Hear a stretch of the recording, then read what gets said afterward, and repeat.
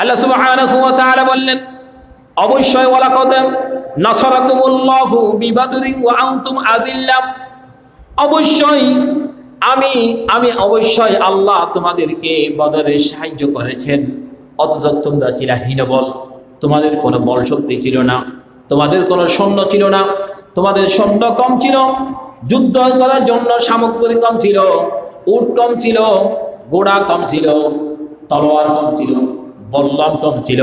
কিন্তু যে সমস্ত সাহাবীরা যুদ্ধ করার জন্য গিয়েছিল তাদের কাছে ঈমানটা সব থেকে বেশি ছিল। সুবহানাল্লাহ, ঈমানটা বেশি ছিল। যুদ্ধ করার জন্য মাল সামগ্রী কম ছিল, কিন্তু ঈমানটা বেশি ছিল।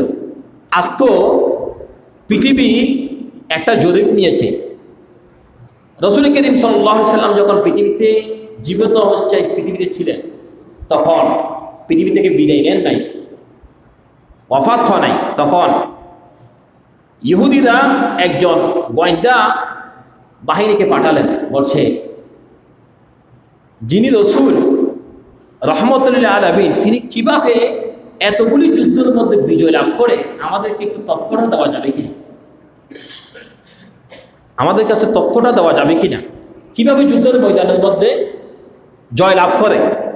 তো গোয়েন্দার ইনফরমেশন দিলে তো বড়, তারা গিয়ে ওই কাফেরদেরকে ইনফরমেশন দিলেন, বলছে অন্য কোনো কারণে মুসলমানরা বিজয় লাভ করে না, মুসলমানরা আসে শহীদ হওয়ার জন্য, ছেলে সন্তান মা বাবা সকলকে বলে আসে আমি চলে যাচ্ছি, আমি আর ফিরে আসবো না। রাসূলুল্লাহ বলেছেন আমি যুদ্ধের ময়দানে শহীদ হব।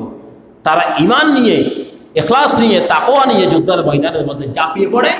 এই জন্য 1000 কাফের থাকলে একজন মুসলমান তার জন্য বেশি যথেষ্ট হয়ে যায়। সুবহানাল্লাহ। তাহলে মুসলমান ঈমান দিয়ে বিজয় লাভ করে। এই জন্য বলছেন, অথচ ওই যুদ্ধের ময়দানের মধ্যে যারা যুদ্ধ করার জন্য গেলেন তারা হচ্ছেন, তাদের হীনবল ছিল, সংখ্যাগরিষ্ঠ কম ছিল, তেমন সংখ্যাগরিষ্ঠ ছিল না।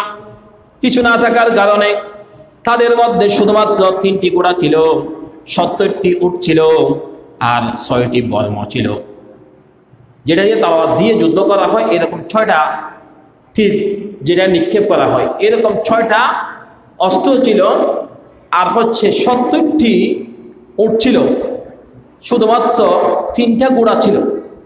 আর কাফেরদের সংখ্যা ছিল, কিন্তু মুসলমানের সংখ্যা ছিল 313 জন, কাফেরের সংখ্যা ছিল 1000। এই জন্য আল্লাহ আরো বেশিও বলেছেন। এই জন্য আল্লাহ সুবহানাহু ওয়া তাআলা কাফেরদেরকে কিন্তু বিজয় লাভ করার নাই, ওই যুদ্ধের ময়দানের মধ্যে মুসলমানেরা বিজয় লাভ করেছেন। তাহলে মুসলমানেরা বিজয় লাভ কি দিয়ে করে বলছিলাম? ঈমান দিয়ে নাকি শক্তি দিয়ে? মুসলমানরা কি ঈমান দিয়ে যুদ্ধের ময়দানের মধ্যে বিজয় লাভ করে, নাকি শক্তি দিয়ে বিজয় লাভ করে? ঈমান দিয়ে বিজয় লাভ করে। তাহলে মুসলমানদের সব থেকে বড় জিনিস কি? ঈমান। মুসলমানদের বড় হাতিয়ার কি? ঈমান। হাতিয়ার থাকলে যেমন তলোয়ার থাকলে, অস্ত্র থাকলে যেমন মানুষদের সামনে যেতে কোনো ভয় পায় না, মুসলমানের ঈমান থাকলে কবরে, হাসরে, ফুলসিরাতে, তারপরে সমস্ত জায়গায় যেই জায়গার মধ্যে যেতে হবে, আল্লাহর জান্নাতে যাওয়া পর্যন্ত সমস্ত জায়গার মধ্যে ঈমান পাহারাদার হয়ে যাবেন। সুবহানাল্লাহ। তাহলে মুসলমানের সব থেকে বড় জিনিসের নাম কি? ঈমান। আল্লাহ পাক আমাদেরকে ঈমান নিয়ে কবরে যাওয়ার জন্য তৌফিক দান করেন, আমিন। এরপর আল্লাহ সুবহানাহু ওয়া তাআলা বললেন, ওয়ালা